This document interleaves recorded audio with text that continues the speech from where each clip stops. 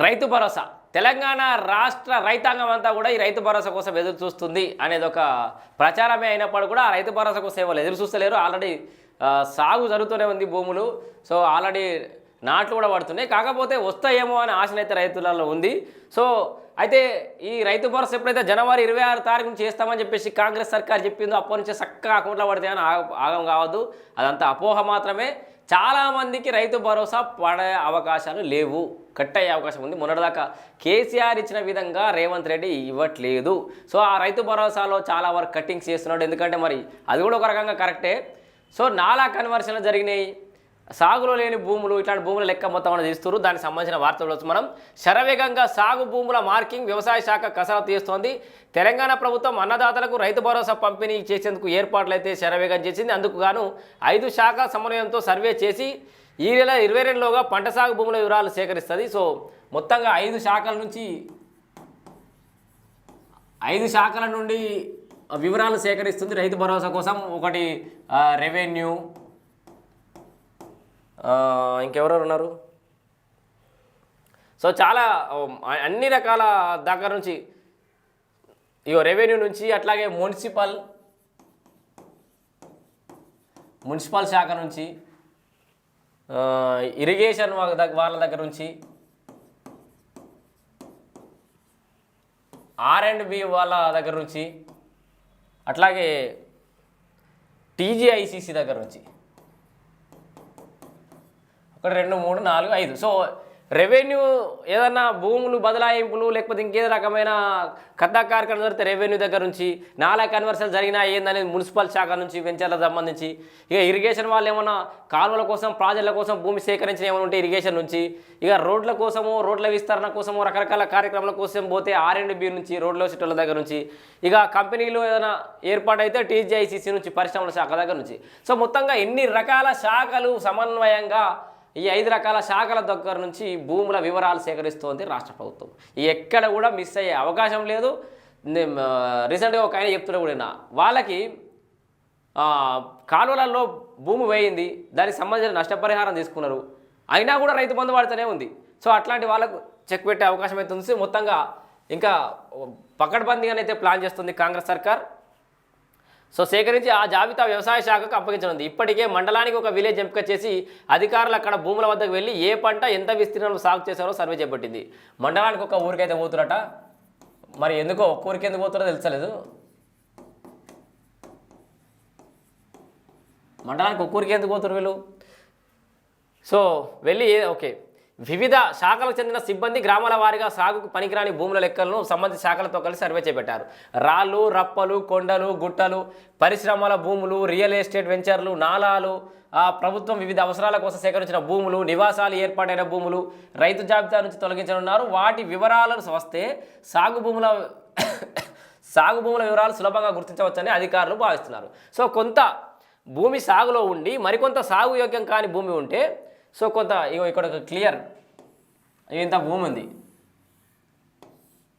దీంట్లో ఇది సాగు చేయొచ్చు, సాగు భూమి అనుకుందాం. ఇది మొత్తం ఏ అనే రైతు పేరు మీద ఉంది. మొత్తం ఈ కొంత సాగు భూమి ఉండి మరికొంత సాగు యోగ్యం కాని భూమి ఉంటే పట్టాదారు ఖాతా నంబర్ కాకుండా అక్కడ ఎక్కడ సాగు అవకాశం లేదో ఆ సర్వే నంబర్ గుర్తించి దానికి రైతు భరోసా కూత పెట్టారు. ఇక్కడ పెద్ద కొండలు గుట్టలు ఉన్నాయి, మీకు అర్థమైంది కదా. సో సాగు యోగ్యమైన భూమి ఉంది రైతుది. ఈ మొత్తం సర్వే నెంబర్ ఒక రైతు దగ్గర ఉంది, ఇది సాగు యోగ్యమైన భూమి, ఇదంతా ఆయన పేరు ఉంది. ఇక్కడ కొండలు గుట్టలు ఉన్నాయి అనుకుందాం. దీన్ని ఎక్కడ ఇది ఏదైతే ఏ సర్వే నెంబర్లో ఉందో ఆ సర్వే నెంబర్ నుంచి దీన్ని తొలగించి, అంటే వీళ్ళ పేరు హక్కుదారులు వీళ్ళే ఉంటారు. కాకపోతే ఎక్కడ సాగు అవకాశం లేదో ఆ సర్వే నెంబర్ గుర్తించి దానికి రైతు భరోసా. ఈ పాటుకు ఇది ఎకరం ఉంది, ఇది 20 గుంటలు ఉంది, రైతు భరోసా కట్. దీనికి ఇక రైతు భరోసా కట్. సో అర్థమైంది కదా. ఒక రైతుకి ఇంత భూమి, ఒక ఎకరం 20 గుంటలు ఉంటే, ఎకరం సాగులో ఉంటే, ఇంకో 20 గుంటలు మొత్తం కొండలు గుట్టలు ఉంటే దాన్ని కూడా రైతు భరోసా నుంచి కట్ చేసేస్తారు. ఓకే, ఎందుకంటే సాగులు లేదు కాబట్టి. కానీ మొత్తం బీడు భూములకు మొత్తం కూడా రైతు భరోసా ఇస్తా అంటుంది కదా. మరి అంటే బాగా డబ్బున్న మాజీ ఎమ్మెల్యేలో మాజీ మంత్రులు ఇప్పుడున్న ఎమ్మెల్యేలో దీన్ని ఒక్క రోజులో మొత్తం సాగు చేసేస్తాడు.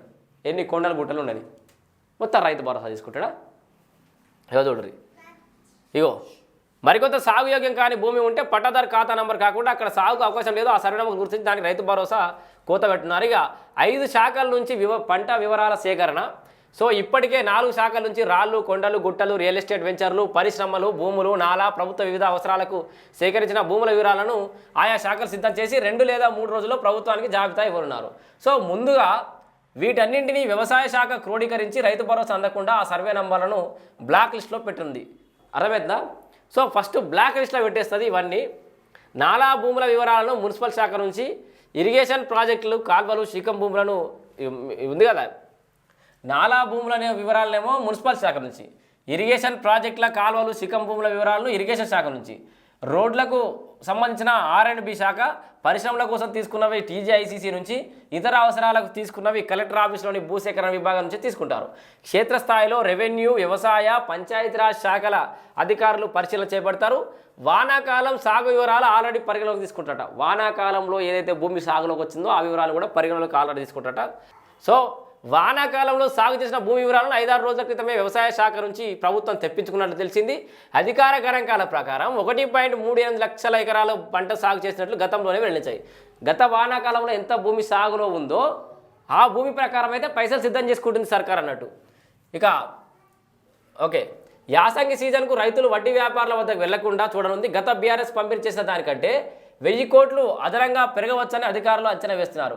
CCLA రికార్డుల ప్రకారం రాష్ట్రంలో 69.99 లక్షల మందికి 1.54 లక్షల ఎకరాల భూమి ఉంది. సో CCLA వివరాలు ఏదైతుందో అంటే బీఆర్ఎస్ ఇచ్చిన దానికంటే ఇంక కొంత 1000 కోట్లు అదనంగా అయ్యే అవకాశం అయితే కనబడుతుందట. 1000 కోట్లు అయితే ఇంక అంతకంటే ఎక్కువ కూడా అయితే.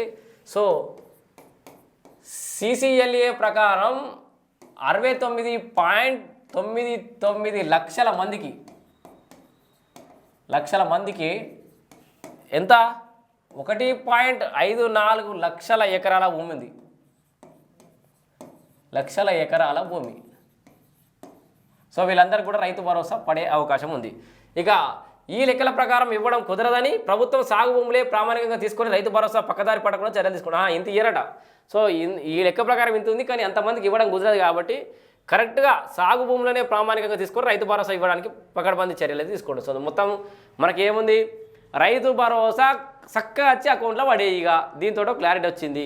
5 రకాల శాఖల సమన్వయం, R&B, municipal, revenue, irrigation, TGIC అందరి దగ్గర నుంచి భూముల వివరాలు సేకరిస్తారు.